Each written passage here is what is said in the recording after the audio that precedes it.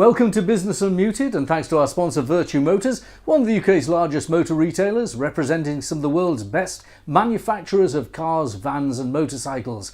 Check out its website on virtumotors.com. I'm Graham Robb. I've owned my firm, Recognition PR, for 35 years. We've got 75 clients in lots of sectors across the UK. They have a turnover of 6 billion and employ around 30,000 people. So we're at the front line of the business community and perfectly placed to discuss the economic climate, which we're going to do today. In the studio, we've got Martin Anderson, CEO of Lemon Contact Centres, multi-platform contact centres based in the northeast in Stockton, and he has clients in lots of different sectors across the UK, answering their phones and servicing their needs. Down the line, we're joined by independent economist Julian Jessup, who has more than 3 decades of experience dealing with economic data. He's a regular on TV and radio, one of the UK's most respected economists. And we're also joined by Andy Crawford, Director of Business Moves Group, which is supporting several big name brands with workplace moves. Gents, welcome to our programme today. Julian, let's start with you.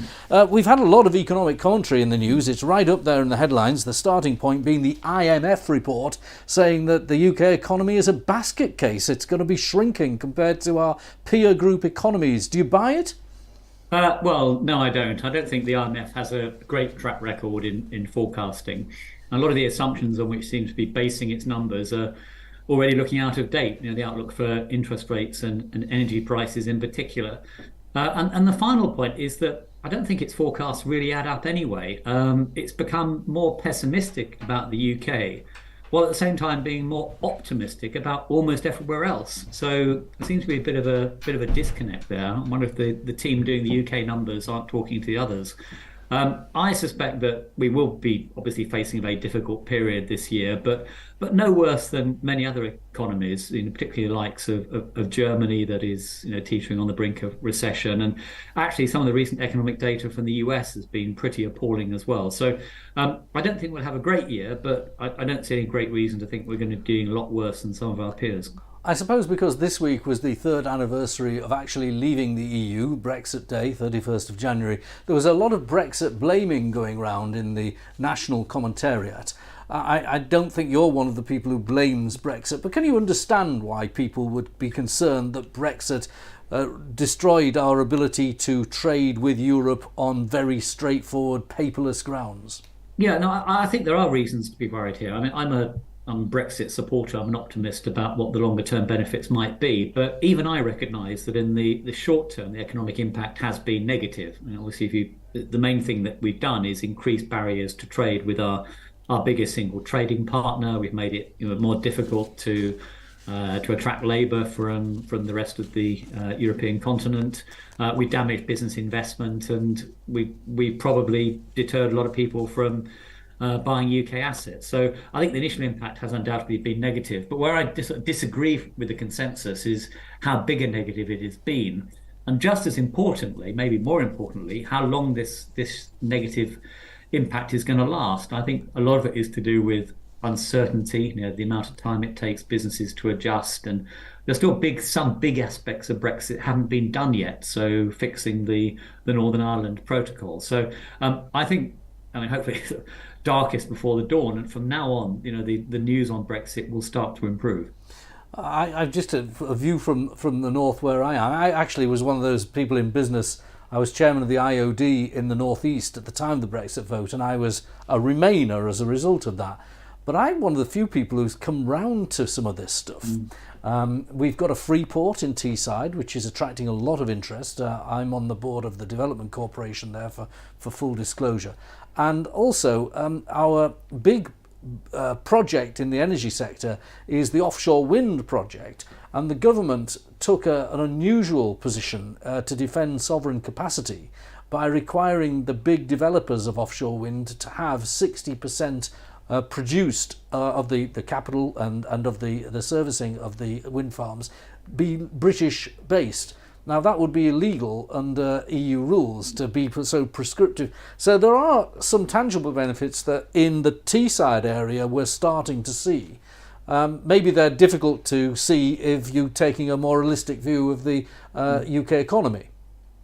Well, we're starting to see benefits in other areas as well. So if you look at regulation, for example. Deregulation was a big theme of Brexit, and we're starting to see some good progress there in areas like financial services and other sort of big cutting edge areas like biotechnology, where we could probably regulate things a lot better than the European Union does. And then other areas as well, things like now we're outside the common agricultural policy, we can have a sensible regime of farming subsidies that, actually better for consumers, but also better for the environment. So some of the benefits on the regulation side are starting to come through. And we're finally starting to do our own, new free trade deals with countries like Australia and New Zealand. Now, obviously, they're pretty small in the bigger scheme of things, but I think that's only just the start. And we will be able, in due course, to have better trade deals with the US, with faster growing emerging economies like China and India. So there's plenty of potential there. My one concern there is whether this government or any future government is really willing to take some of the political flack that might be generated by lowering barriers to trade and reverting to a more sort of open economy than we've had for many years. Okay, well, we could go down the Brexit debate for a long time, so I'll move back onto the economy in general. The inflation rate tweaked down in the latest data, but it's still too high. And tomorrow, that is Thursday for people watching this over the weekend, the Bank of England will be setting rates again. I'd be interested in your point of view, but just to report back, the North East has a shadow MPC made up of businesses and run by an accountancy firm and my own PR firm. And the shadow MPC, in conjunction with the Northern Echo, came to the conclusion by only one vote that rates should go up. And they said if they go up half a point, 0.5% rather, 50 basis points, and conditionally pause them, which I understand the Bank of Canada did. Now, that's what people on the ground in the Northeast thought, marginally by one vote. What's your view? If you were on the real MPC, what would you say? Well, for what it's worth, my vote would be for one final half-point increase, taking interest rates to 4%, but then pausing. Indeed, it wouldn't surprise me if the next move in interest rates after that is down. Now, the key point here, of course, is what happens to inflation. But I think there are three big reasons to expect inflation to fall quite sharply this year without the need for further rate increases. One is the economy, of course, itself is weakening. So the sort of demand pull pressures on inflation not as strong as they used to be. The second is on the cost side. So things like global commodity prices have peaked, energy prices, wholesale prices at least are falling quite sharply, and a lot of the supply side disruptions are fading. And then the third point, which might sound a bit geeky, but I think is arguably the most important of the three, is that the monetary drivers of inflation are changing. So, I take the view that inflation is ultimately caused by too much money chasing too few goods and services. But one thing that's happened recently is that the growth of the amount of money in the economy has fallen very, very sharply. So there's less money around than there was before. And that should mean that inflation drops off pretty sharply in the next year or two. Well, that's a positive outlook from you. And if interest rates do get a rise, as you suggest tomorrow, you talked about pausing, but should the bank send a forward signal? I was talking to someone who is involved in the Bank of England a few weeks ago, and they were saying that they got into a lot of trouble with what they described as forward guidance a couple of months before, in the last year with Mark Carney before he left. Should it try forward guidance again with this conditional pause? Yeah, I think there's a danger of being too explicit. I think if I remember right, what Mark Carney said is that we would change interest rate policy if unemployment hit a certain level. And in the event, people were surprised about how quickly unemployment moved. And so they then had to sort of rethink what their guidance is. I think often this is a case of, less is better. I think it's better to say less about the exact conditions on which you would change interest rates again. I think the important thing is to signal that you are pausing for a period. And I think that'll be really reassuring. In particular, I think it would mean that, some of the pressure would come off mortgage rates. So when people talk about the Bank of England raising rates and that being bad for the mortgage market, what really matters is not where interest rates are now or even where they are at the end of this week, but where they're expected to go. So if the Bank of England can signal that interest rates have peaked, at least for now, then mortgage rates could actually fall because they depend on where people think interest rates are going to be in 2 or 5 years' time. So I think that that could be quite a powerful thing to do. It's a So on the one fascinating hand, thing, and of course, these rates have to catch up. And if the bank keeps pushing it up and up and up, they don't get a chance to catch up, do they? Because so many are on fixed rates. I remember when I bought my first house, an interest rate change would be reflected immediately in the mortgage well, rate. that's a very good point, because that means a lot of the interest rate increases we've had already from the Bank of England haven't actually impacted the economy, because people are still paying their old fixed rates. So there is a danger that if the bank continued raising interest rates, beyond this week, then it's like pulling a brick with a rubber band. Nothing will happen for a while, then suddenly the brick will whack you in the face. So I think there's a good case for pausing now, just to see what the full impact of the past increases are going to be on the mortgage market and the housing market more generally. Very good point. And the last point, I've dominated you because you are a great speaker on these matters, and I wanted to hear a lot what you had to say. But the last thing, you mentioned unemployment in that last answer about interest rates. The Yorkshire Post was running a report from the Centre for Cities where there was a challenge on what the true jobless rate is. Is it 4%, 4.5%, or is it really up there at 10 to 15% when you take into account people who are not working but could work? Yeah, I think that some of the headlines here are a bit misleading. They're talking about what the true level of unemployment is, but the point is you can define unemployment in different ways. So I personally think that the true numbers are the lower numbers. So if somebody is not looking for work, then I personally don't regard them as unemployed. But there is a bigger problem in the background, that there are probably too many people who are what are described perhaps unfairly as economically inactive. So they are not in work and not looking for work, but potentially they could be tempted back into employment. And there's a particular issue amongst the over 50s who, for one reason or another, have dropped out of work over the last few years and don't necessarily want to come back again anytime soon. If we could encourage those hundreds of thousands of people, as they are, back into work, that could provide quite a big boost to growth. But to describe them as unemployed because of choices they freely made, I don't think is an accurate description of what's going on. All right, Julian, hold on there. We're going to talk to our other guests for a few minutes. We'll come back to you to wrap at the end. First of all, let's bring Andy Crawford in from Business Moves Group. Now, you move businesses. You literally move them like removal company, but it's a lot more complex, isn't it?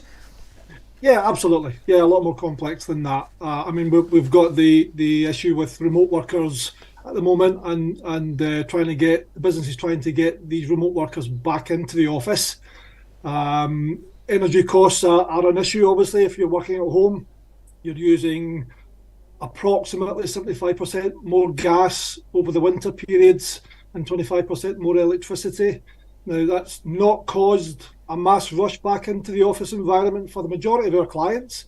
Still looking at numbers of 25 to 30% of occupation levels in all of their buildings. Rising energy bills may eventually be the catalyst that sparks a return to the office, but it's very superficial to tell employees to come back to the office so that you don't have to pay for heating. Work-life balance is something that a remote worker is far more important to a remote worker than paying for additional heating costs. So we have the complications of all of that, as well as everything else that we're dealing with in the economy regards office moving. So all these factors are presumably feeding into you being quite busy moving offices around. Yeah, absolutely. Our clients are looking at an office experience to have the carrot of inviting or getting our employees back to the office. They've got to have an experience, and the pandemic's taught us that we can work from home effectively and efficiently. Common theme moving forward for businesses that we're dealing with, no matter what industry it is to create an environment that's agile, responsive to their team's needs, but simultaneously creates a belonging in the organisation. Having a brilliant, great workspace has its benefits, but only if it's truly serving the needs of the employees who are working in it. Now, Andy, before I move to our next guest, you've heard what Julian had to say. Very respected economist, giving us a snapshot of how he saw the economy. What are your big challenges in business at the moment in respect of some of the points that Julian was making? Yeah, well, businesses are taking their time to try and recover from the pandemic. The economy suggests that people and leaders in our client businesses are still unsure on how they move forward. So spending money to reimagine their workplace and have a strategy to refine the workplace experience costs money. And we're looking at, they're talking about financially being really real issues and moving forward with that. That's one of the reasons why businesses are slow in making those changes. And what about your own business? You heard Julian talking with me about unemployment and the fact that there are quite a lot of people who are not in the workplace who could, if they chose to be in the workplace. Are you having staff recruitment issues as many businesses are? We are, maybe not to the certain extent of other businesses. We have as a business itself, we're quite long-standing. We've got a lot of, we don't have a lot of high turnover of staff. We have a lot of staff who have been with us for a number of years. So I don't think we have suffered a great deal in consideration with other industries. We were quite active during the pandemic. We worked with a lot of the private sector organisations as well as the public sector who were really active during that. So we didn't lose a lot of staff during the pandemic, which allowed us to bounce out of it and still have that real good solid skill set to allow us to carry on operating. Martin Anderson from Lemon Contact Centres. You run these call centres, very impressive operation, very slick, lots of technology. But what about the people element? The turnover, is it stable, high? Do you want more people? Yeah, I mean, it's been a challenge post-pandemic in recruitment, no doubt. It is getting easier. I would say there have been slightly harder times in the last sort of 6 months, a year to actually recruit. So that the pressure's slightly off, but it is still hard. And there's a big gap in the economy, the lack of resource out there. We talked about the hidden unemployment, the over 50s, etc. How to use technology to circumnavigate that to increase productivity. So that challenge isn't going away, but for businesses like mine, it creates an opportunity, because one of the things we do is support other businesses with different projects, providing them resource to fulfill those outbound or inbound campaigns where they may be struggling themselves to recruit directly. That's absolutely. Where there's a problem, there's always an opportunity. Indeed. Now, Martin, when it comes to other elements of the economy, you heard Julian talking about inflation, for instance. Are you finding inflationary pressures in your business? I see it in mine quite often on wages and staff wages. And that's probably the biggest thing. I mean, obviously we have the gas or the electric costs in our regard, which are a pressure. But the biggest thing to some extent is the pressure on wages. The increases that are coming through in April in the national living wage, which is a big increase. And it's not just about that entry level wage into the business, because being a contact centre, we do have people enter on that wage, but it's everyone else who's stepped above it. So it causes an increase in wages across the board. Otherwise, you're getting a narrowing depending on the different skill sets. So the pressure goes right through. So as a business, the biggest increase, our biggest bill is our wage bill, and the biggest increase we're going to see is our wages, which then goes back to the things that Julian was saying at the beginning. It can actually then feed back into inflation, which makes life difficult. I know Julian mentioned about there's a drawdown in the amount of money in the economy, which is absolutely correct. But it's interesting to note as well, I suppose a lot of the economy is not driven per se by money, but by credit available. So as we're seeing that reduction in credit, I guess that will also impact on the inflation rates. On the wage conversation, at the moment there's a lot of public airing of the public sector wage disputes that are going on, and you're seeing the salaries of teachers, the salaries of nurses published, and you're seeing a claim by the public sector unions that their pay rises are less than the private sector pay rises. Probably true, not disputing those figures. But I had a conversation with one of my people the other day who was commenting on the pension contributions that some of the public sector receive. Now, I, in the private sector, as a small business, make the legal required pension contribution. But compared to, I think it's 23% for pension for teachers and a considerable amount for nurses, those packages are considerably more generous on pensions. No, they are. They're absolutely phenomenal, and the teachers one in particular. But it is hard as being an employer, like you said, with the pressures on the inflation and on wanting to give your staff a good wage and an increase that tries to keep up with inflation. But when you see what's going on right now with the strikes and some of the wage demands, I mean, some of the demands, 10, 15, 20% of things that you're seeing, to me, it's like a whole different world. How as a business can we, as a private business, increase our wages by that amount without having a massive impact on our price of our product, which is going to impact our clients as well. It's making, with my industry as well, it's a global world now, so we're competing with Eastern Europe, we're competing with South Africa. I can go into a presentation, I'm putting my price out there, but the South African market is able to come in at a price which is less than our minimum wage. Yeah, and it's a call centre, so it's English speaking. There's no time difference, particularly an hour or so. We're moving south. It makes competing in a more globalised market, particularly in the retail sector, almost impossible. Very interesting. Julian, let's pick up with you. Let's give you the last word on this. This differential between, you see the news clips where the public sector unions are saying, well, we've got average wage increases of 3%, the private sector 7%. That is apples and pears when you put the pensions in, isn't it? That's right. I think it's important to distinguish between rates of change, what the size of the pay increases are, and the starting point. So it's certainly true that public sector wages have gone up by a lot less than those in the private sector for most of the last 10 years or so. But the level of pay in the public sector is still relatively high. And it's even higher if you factor in not just things like pension contributions, but if you allow also for things that are harder to put numbers on, like job security. So job security is typically a lot higher in the public sector than it is in the private sector. So I think in general it's pretty hard to say that the public sector workers as a group are systematically underpaid.